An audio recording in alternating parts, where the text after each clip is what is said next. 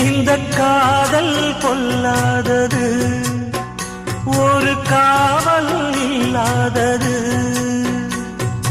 ஊதக்காத்தில் வஞ்சி மாது ஒத்தையிலே வாடும்போது போர்வை போல பொத்தி அணைப்பே.